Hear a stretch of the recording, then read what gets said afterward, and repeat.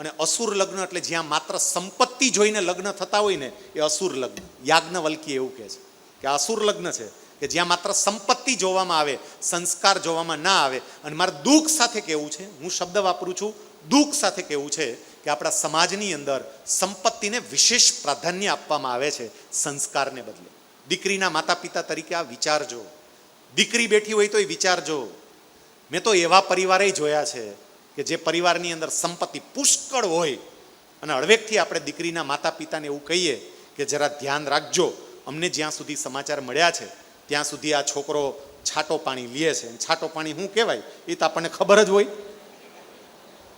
અને દીકરીનો બાપ જવાબ આપે, આ જોયેલું હું તમને કહું છું, એ કે એમાં શું ફેર પડે છે, એ તો બધા લેતા જ હોય ને, એમાં શું છે.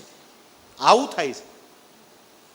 હું એવી વ્યક્તિને પણ ઓળખું છું આપણા સમાજની, એવા છોકરાને ઓળખું છું કે જે છોકરો MBAમાં યુનિવર્સિટી ફર્સ્ટ હતો, જે છોકરાને પોતાના બલબુત્તા ઉપર ગોદરેજની અંદર શરૂઆતમાં 6 લાખના વાર્ષિક પેકેજ સાથે નોકરી મળી, જે છોકરો સાથે સાથે બીજા 6 લાખ એટલે મહિનાના લાખ રૂપિયા જેવું કમાઈ લે આરામથી, એકદમ સંસ્કારી છોકરો, એકદમ દેખાવડો છોકરો, કોઈ પ્રકારનું વ્યસન નહીં.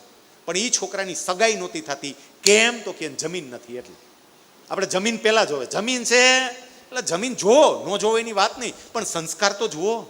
આના ઉપરથી એક બાબત એ શીખવી કે દીકરીની માં કે દીકરીના પિતાએ દીકરીને સંસ્કારયુક્ત ઘરની અંદર આપવી, માત્ર સંપત્તિ જોઈને દીકરી ન આપવી. સંપત્તિ તો જોવી, ન જોવી એમ ના નથી પાડતા, પણ માત્ર સંપત્તિ નહીં.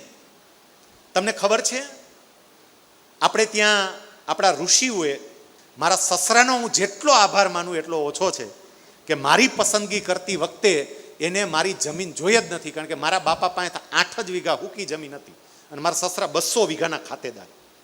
200 વીઘાના ખાતેદારે પોતાની દીકરી આવા પરિવારની અંદર આપી. અને એ વખતે મારા પાસે સાહેબ સરકારી નોકરી એ નહોતી. સરકારી નોકરી મને 2002માં આવી. મારા લગ્ન 1999માં થયા. ટ્યુશન કરતો ખાલી.